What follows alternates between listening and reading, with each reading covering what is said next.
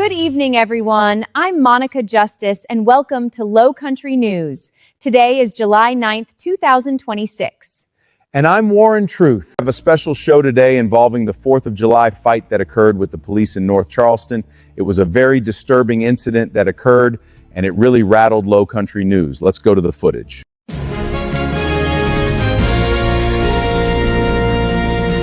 A violent brawl breaking out in South Carolina. A North Charleston police officer tackled to the ground and pummeled repeatedly during a 4th of July gathering of teens and young adults that descended into chaos. The video does not show how the fight started. This officer seen here firing his taser. Police say the 400-person crowd grew out of control. 4 minors and 2 adults were arrested. Authorities releasing these photos of guns and a makeshift spear recovered from the scene. North Charleston police are asking for the community's help tonight after a 4th of July block party got out of hand, resulting in gunfire, fights, and an assault on multiple police officers and several arrests. Last night around 8:30, North Charleston police responded to a block party of about 400 people in the Chicora, Cherokee neighborhood after receiving reports of people firing fireworks at passing vehicles.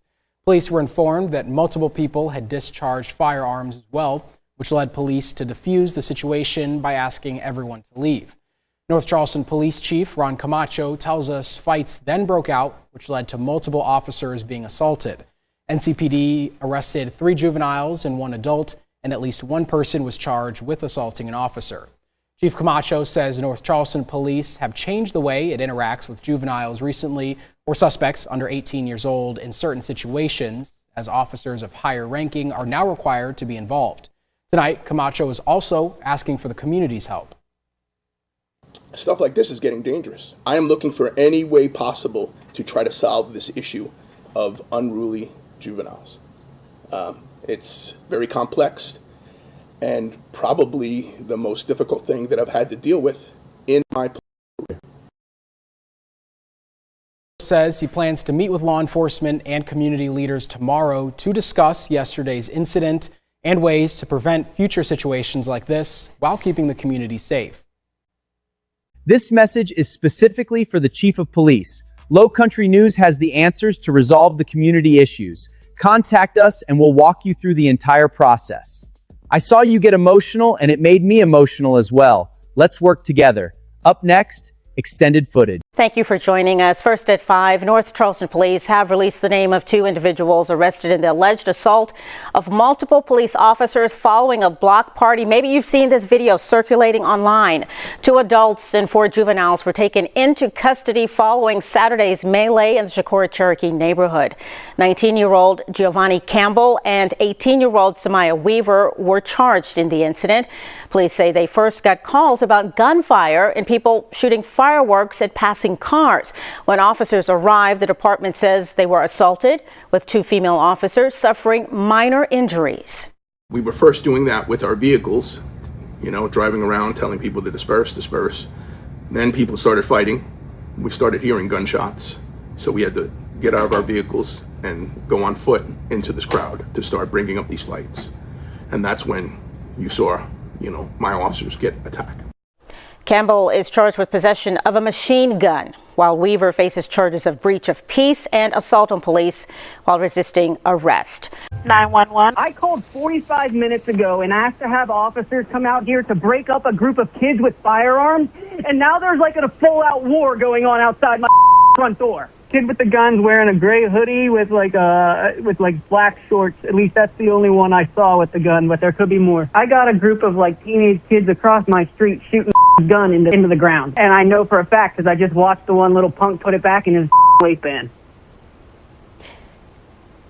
In continuing coverage tonight, a war zone. That's how a caller described the scene in newly released 911 calls from the July 4th North Charleston block party you just heard. 7 people have now been arrested in connection with that incident in the Chicora, Cherokee neighborhood. Callers pleaded for officers to respond quickly with one warning: they were armed and would defend their property if the violence reached their home. News 4's Webb Wright was in North Charleston talking to community organizers who are worried this one incident could overshadow the work they've been doing in the Chicora, Cherokee neighborhood.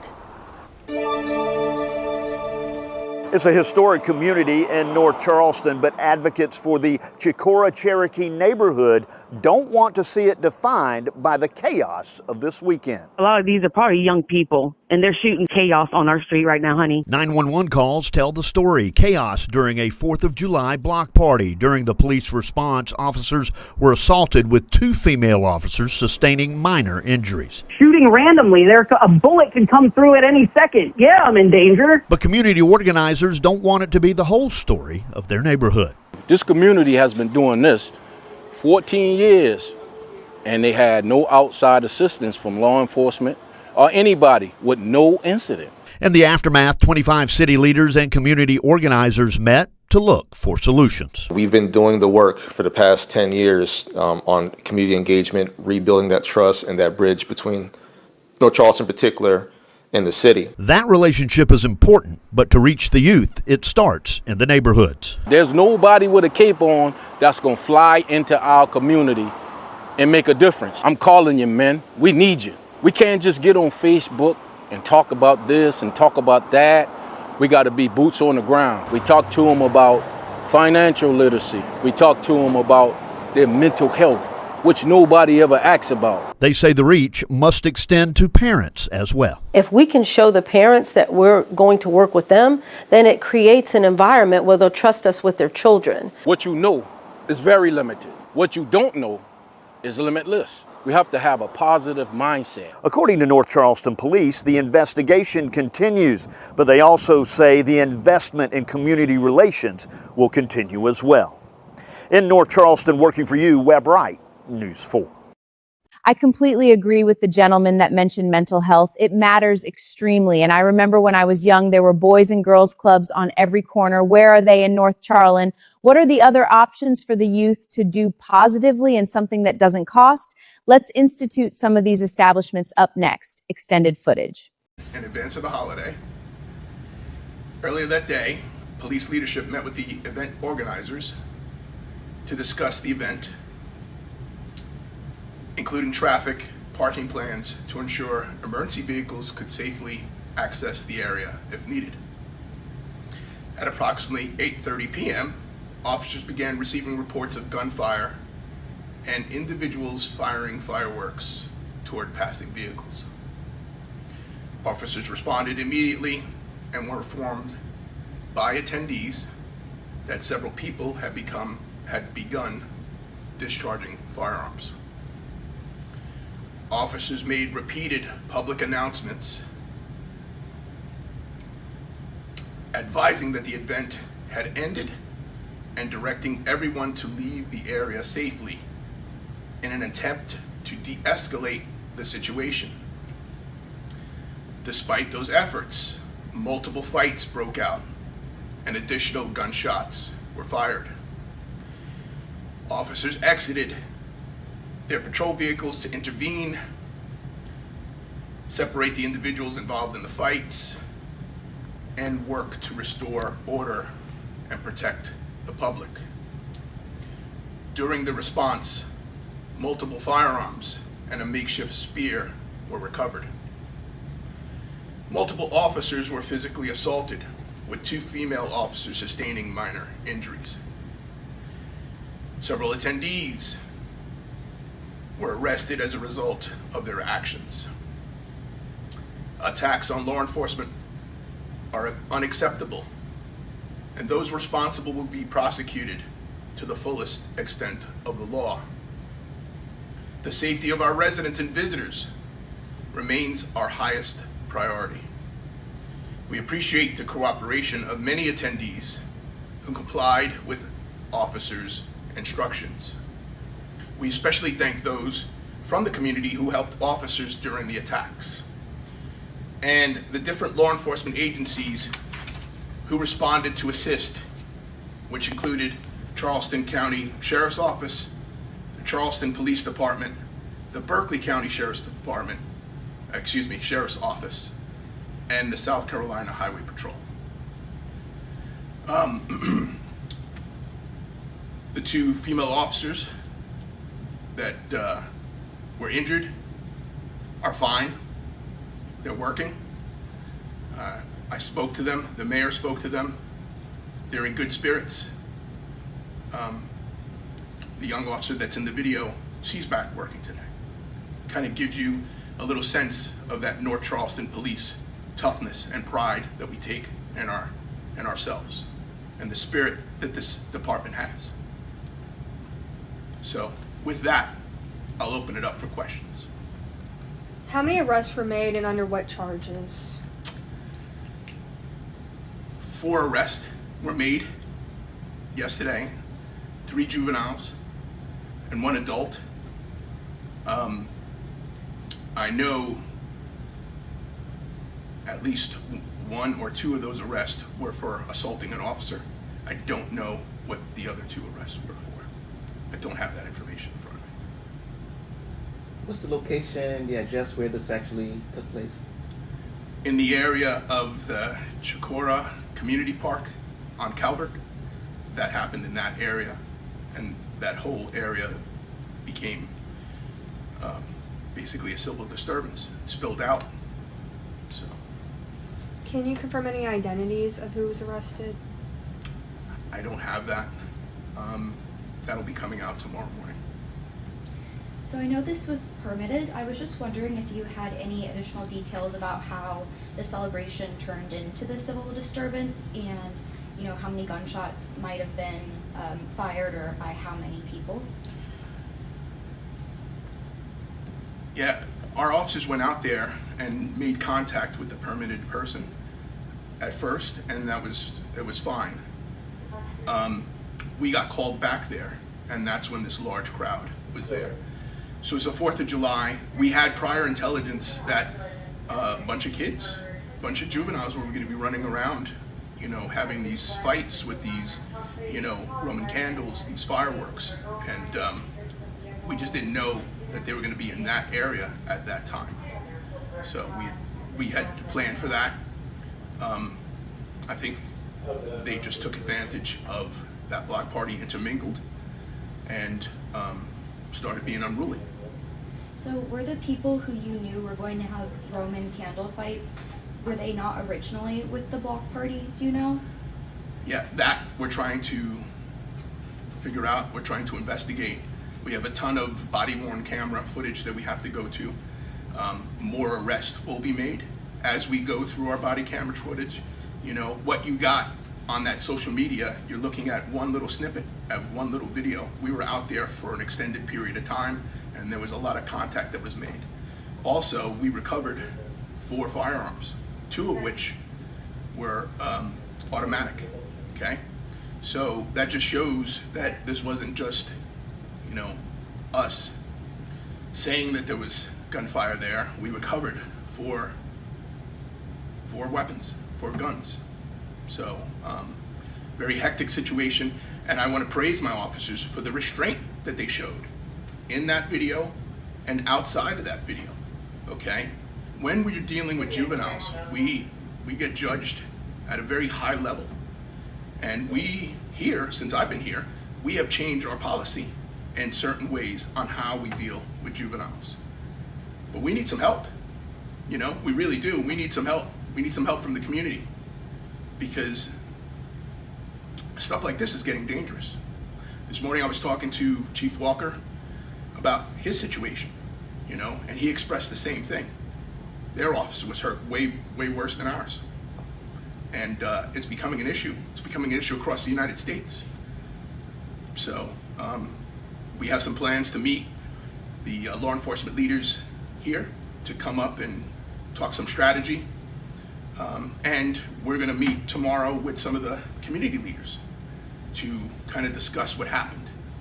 And I also have some meetings with some of the mentorship nonprofits who've reached out to me and offered their help, which I'm very thankful for. I am looking for any way possible to try to solve this issue of unruly juveniles. It's very complex, and probably the most difficult thing that I've had to deal with in my policing career. Can you tell us a little bit more about the conversations before the block party? Like, what were they, and like, did any of them address the type of violence we saw? Yeah, there wasn't, you know, it was kind of, you know, a lot of people. I think there was people into the street, and we went there and said, hey, you got to get your people out of the street. We have to have free flow access just in case there's an emergency. We have to have, you know, straight access to get emergency vehicles here, ambulances, and the people complied. It wasn't an issue.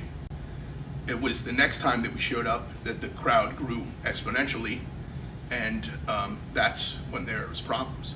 So what happened in between the first time we went there and the second time we went there at 8:30, I don't know. And that's stuff that we have to investigate. How many gunshots were fired? Multiple. I mean, I was hearing gunshots and I was there way after the fact. They were still going off. And we can tell the difference between a gunshot and fireworks. Most police officers can. Do you have any idea when the officers came back around 8:30 about the size of the crowd that had gathered? We're estimating about 400 people. And how did this event that happened yesterday, how could it like impact future block parties, future community events? Well, obviously, look, on the 4th of July, we're spread pretty thin, right? We have multiple people there at Riverfront. We're making sure that they're safe, having a great event, having a great time. I was there, you know, and but we can't be everywhere at once, and we have to entrust when we give these permits that people follow the rules, and you know, they are doing things to ensure their safety and the safety of the people that attend their events. From what I understand, this event had been going on for 10 years in a row with no issues.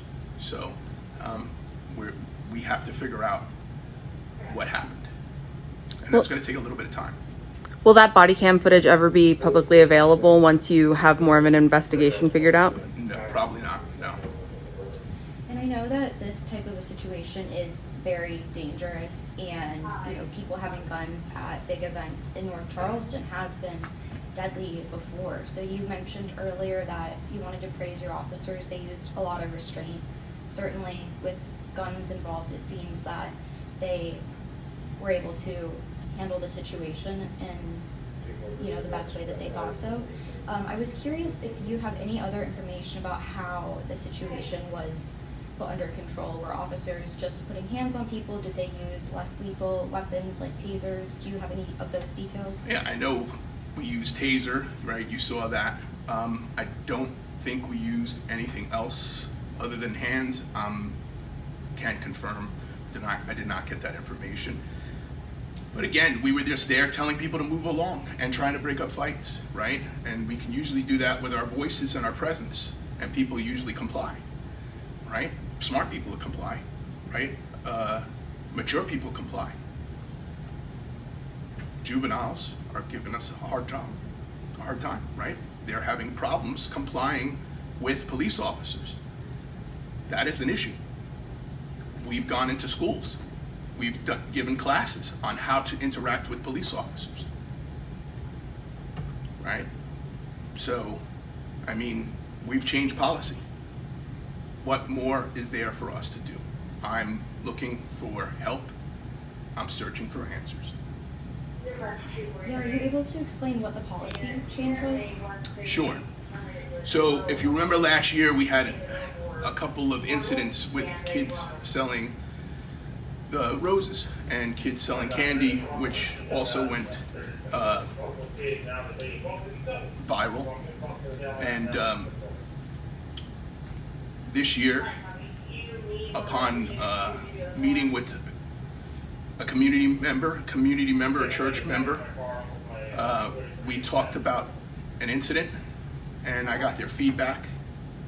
And then I came back here, and I met with my training unit, and I met with my internal affairs unit and my deputy chief, my assistant chief, and we sat down and we figured out what was the issue. Why were we having some issues here?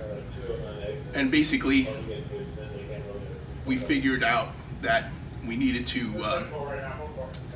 lower the response time, lower the temperature when dealing with juveniles, and we felt the best way to do that, especially in those cases, since they were volatile. Not many times sometimes, right, was to have somebody of a higher rank deal with them, somebody with more experience. So if we get a call for somebody selling candy or somebody selling roses, now a corporal, a sergeant, or a lieutenant is mandated to go to those calls. And so far, we've had success with that. So for like holidays like the 4th of July, recklessness can happen. And how does this year compare to years past?